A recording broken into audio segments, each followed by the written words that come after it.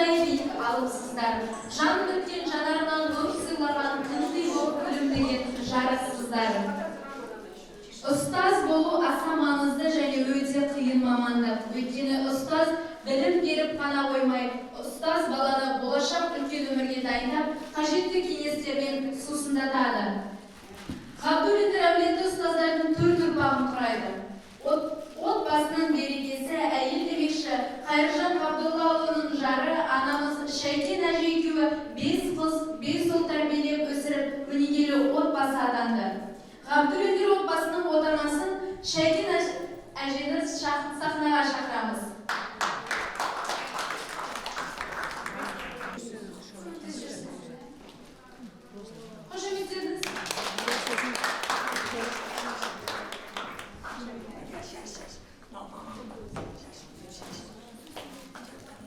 Тойымыз құтты болсын.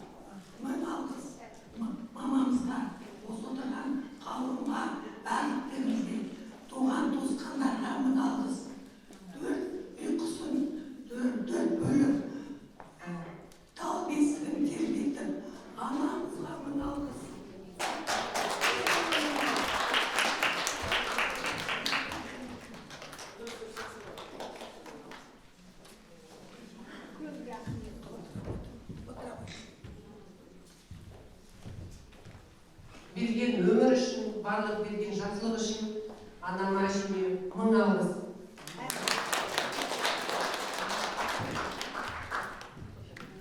Мейірім төккен әжеме мың алғыс.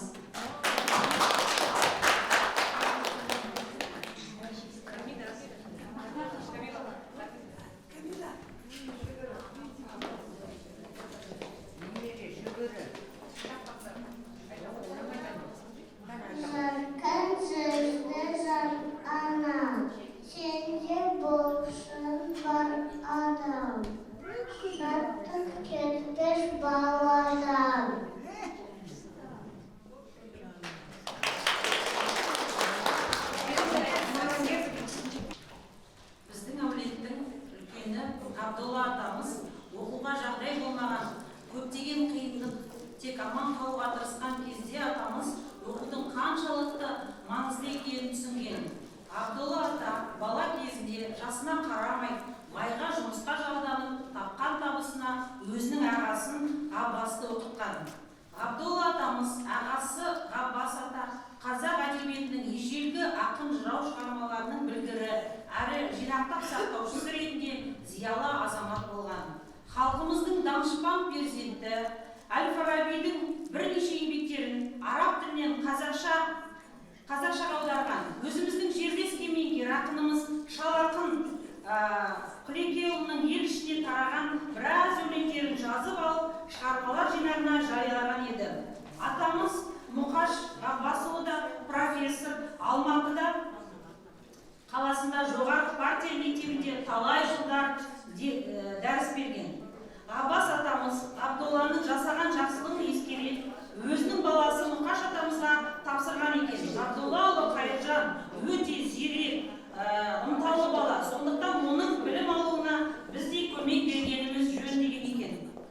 Осындай зиялы әулеттен әкеміз Қайыржан Ғабдоллаұлы тараған. Қазіргі Шал ақын ауданы ауылында, Жаңажол ауылында 1930 жылы туған. Әкеміз Қайыржан Ғабдоллаұлы ел басына күн туған 30 жылдары ашаршылық, 40 жылдары қырғын соғыс кезінде өмірге келген. Қиыншылық дәмін татқан болса да, ата-анасының арқасында қатарластарынан қалмай мектеп табанын аттаған. Оқығаны кәдеге асқан, әсіресе сол кезде мәртебең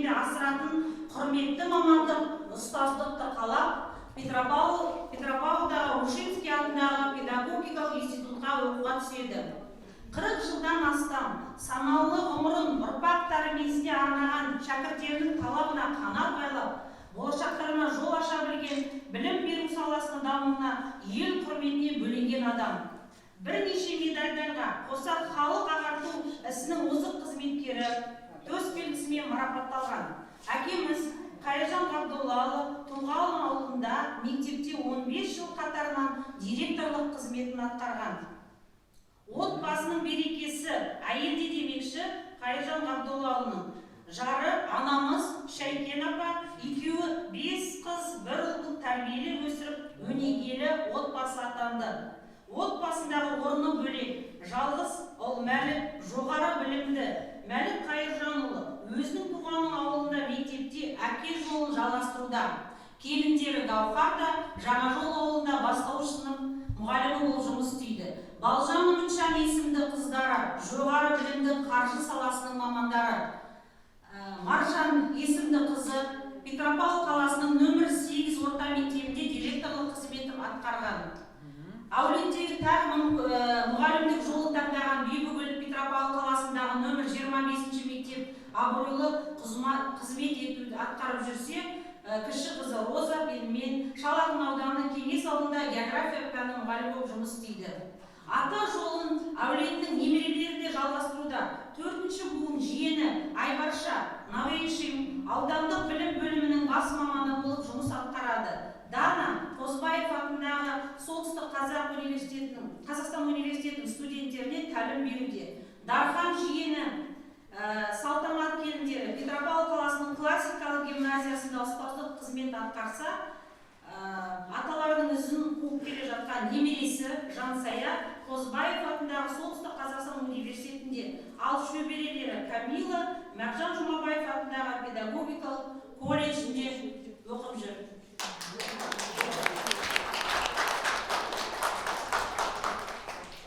Еліміздің қиын кезеңі жайлы толығырақ қалалық классикалық гимназияның тарих мұғалімі Тазиева Салтанат Мұратқызы баяндайды.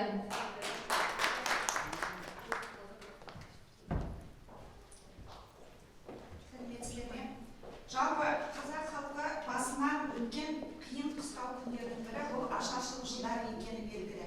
Әсіресе 20 ғасырдың екінші жартысында қазақ халқы 15 жылдың ішінде 3 мәрте ашаршылықты бастан өткізген екен. Оның ең алғашқысы 1917-1919 жылдары болды. Осы кезде кеңес үкіметі құрылып, тұрғындардың тұрмыс жағдайын теңестіру басталды.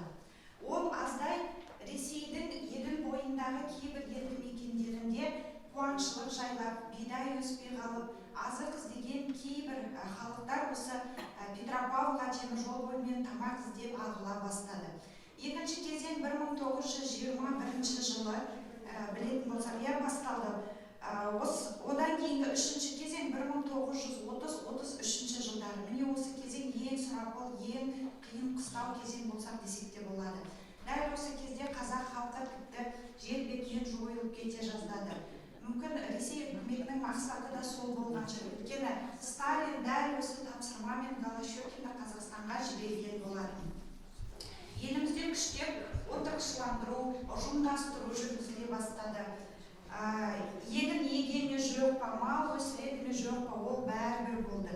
Әрбір жанұядан жан басына салық салынды. Мал, сүт, бірнеше астық пұт беруді міндеттелді. Осы 3 жылдың ішінде 3.400.000 қазақ аштықтан қаза тапқан екен. Оған қоса тағы 1 миллион қазақ басқа елге көшіп кетуге мәжбүр болды. Бұнымен не айтқым келеді? Біз әрдайым осындай бейбіт өмір, ашық аспанда өмір сүрген жоқпыз. Осындай азаттық жолында ата-бабаларымыз қаншама арпалыстан, зұламат заманнан, нәубетті бастан кешірді. Қазіргі уақытта 130-дан астам ұлт өкілдерінің осы қазақ жерінде тату-тәтті өмір сүріп жатқанының себебі бұл біздің халқымыздың дархан көңілінің, төзімділігінің, кең пейілдігінің нәтижесі деп білеміз. Алғыс айту күні осы өткен ата-бабаларға, терең тарихымызға құрмет көрсетіп, келешек ұрпақты достық пен бейбітшілік арасындағы дәстүрді жалғастыруға үндейтін күн деп есептеймін. құндылық жоқ. Сондықтан көктемнің ең алғашқы мерекесі алғыс айту күні баршамызға құтты болсын.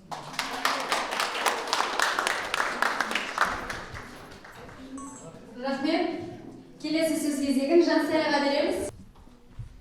Жанашырым ана, дара шағым ана, барасылым ана, шуағымсың, бағбанымсың әке, зор бағымсың әке, қорғанымсың әке, шырағымсың ана. Аяулым өзіңмен мақтанамын ана, мен сені меккеге апарамын ана, баланың қолдаған бақталығын бұлағымсың әке, бір жылы сөзіңе шаттанамын әке, мен сені меккеге апарамын әке, биікке самғайды бақтағаным шынарымсың әке, өмір берген маған, көңіл бөлген маған, сенім берген маған, ай күлімсің, қамқорларым дана, сүйенішім дара, әке менен ана, байлығымсың ана. Аяулым өзіңмен мақтанамын ана, мен сені меккеге апарамын ана, баланың қолдаған бақталығын бұлағымсың әке, бір жылы сөзіңе шаттанамын әке, мен сені меккеге апарамын әке, биікке самғайды бақтағаным шынарымсың әке.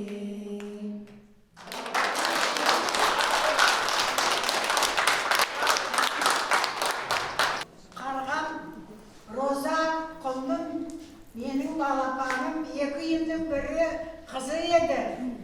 Нөрің үстем болсын. Осындай халықтың алдында менің өмірімді қайталап, халқымның алдында жарқыратып отырғаныңа көп рахмет. Өзің де осылай жарқырап өмір сүре бер. Менің жасымды берсін, 89-ға кел құлным. Алғысым сол, бақытты бол, ғұмырлы бол, ұлыңның қызығын көр. Абыроймен жүруге Алла нәсіп етсін. Осы абырой құлным, абырой бақытыңнан айырмасын. Халықтың алдында жүзің жарқын болсын, абыройың үстем болсын. Ал енді мен сенің папаңның мамасымен бірге жасағандай, сол папаңның мамасымен қолына келін болып түстім. Сол апалардың тәрбиесі көрдім. Апамыз елдің кәдірлі, қадірлі бәйбішесі еді. Енді апам аузыма түкірген шығар, мен де шүкірлік Жаңажол ауылының қадірлі бәйбішесімін. Шүкірлік айтам, тәуба айтам, қанағат айтам, ризамын. Осы отырған халқыма, балаларыма, барлық балаларыма алғысты айтам. Жасай берейік, халқымызға тиішті, ағайын туғанымызға бірлік. Осылай жарқын жүзбен жүздесуге Алла нәсіп етсін. Мынау менің балаларым осы Розаның айтқанымен тәрбиелеп, қолдап алып келіп жатыр. Құлындарыма да көп рахмет. Жасай берсін, қосақтарымен қоса қарсын, балапандарының қызығын көрсін. Мен дей 89-ға келсін. Осы тілегімді балапандарыма қабыл етсін Аллам. Ниетім дұрыс, тілегім қабыл болсын. Әр қашанда жақсылықпенен халқымызға тиіштік болсын. Жақсылықпен жүруге Алла нәсіп етсін. Bарлығымызда аманшылықта болайық. Үйімізде, сыртымызда, ағайын туғанымызға, ел жұртымызға бірлік пен тірлік, абыроймен бірлік берсін, молшылық болсын, тірлік болсын, тілек қабыл болсын. Әлхамдулиллахи би рахматике я Әумин, рахмет. Қошеметпен шығарып салайық. Құрметті қонақтар, Ғабдуллиндар отбасы менің екі үйдің бірі. Үлкен, мынау жаңағы көрсеткен 102 жасаған Ғаббас атамыз, менің әкем, сол кісілердің балалары, бұл кісілердің менің әшем осындай шебер болған, ауылда аштық кезінде біздің тәтелеріміз айтады, біз ондай аштық көрген жоқпыз, аш болған жоқпыз. Өйткені менің әшем шебер болған, атамыз етікші болған, сондай балаларды бәрін осылай сақтап қалған. Менің әкем құрсақта қалған 2 айында. Өйткені сол 35-ші жылдарғы, жаңа айтып кетті ғой, 35-ші жылдарғы репрессияға ұшыраған. Өйткені ол кісі ауқатты болған, сондықтан ол кісіге тыс төмен жағына тығыла тұруға тура келген, сондай уақытты. Сондықтан ол төмен жағына келген кезде ауырып келген. Ауырып келіп, көп ұзамай менің әкем құрсақта 2 ай болып қалғанда қайтып кеткен. Сондықтан біздің әжеміз айтып отырған жаңағы әжем, Қанапия әжем өзі өсірген. Сол тұяқтан тараған 10 баламыз. Мен 5-шісімін. Қазір Құдайға шүкір, бәріміз аман осы елге қызмет жасап жүрміз. Кәсіпкерлері бар, мұғалімдері бар арамызда. Өкінішке орай әкеміз өткен жылы дүние салды, 87 жасында. Одан 7 жыл бұрын шешеміз дүние салды. Сондықтан менің айтып кетейін деп отырғаным, бұл отбасын таңдағаным мен өте сыйлаймын. Шәкен апаны, мені география пәні мұғалімі болуына себепкер болған Қайыржан ағамыз, ол кезде директор болды. Сосын Қайыржан ағадан кейін Маржан Қайыржанына география биологиядан сабақ берді. Әлі есімде. Сондықтан мен де мұғалім болған себебім осы кісілердің отбасының тәлім-тәрбиесі.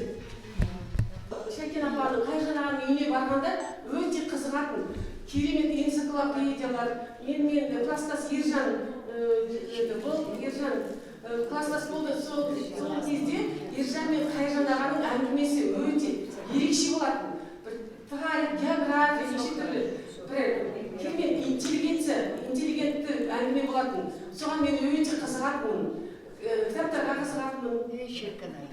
Рахмет сіздердің барлығыңыз келген өсіп өнегелеріңіздер, немесе шөберелердің қызығын көріңіздер. Енді айтады ғой, орамал тон болмайды, жол болады деп. Мен енді апаның арқасына орамал жабайын.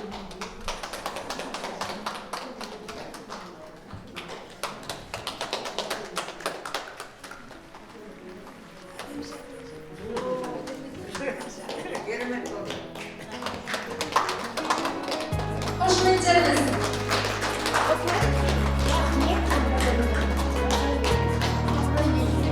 Шығарып салсам. Жүрекке байлап асқақ арманын жасаған елге жақсы амалдарын жандары жайсаң жақсы адамдарым тағдыр жолында танысқандарым жалған өмірде жарысқандарым қалжыңда бүйіп қағысқандарым қандастарым ауылдастарым құрдастарым дәуір қосқаным тіршілікте бауыр басқаным мен сіздерді жақсы көремін қариялар қалыңдастаным алаулаған жалын жастар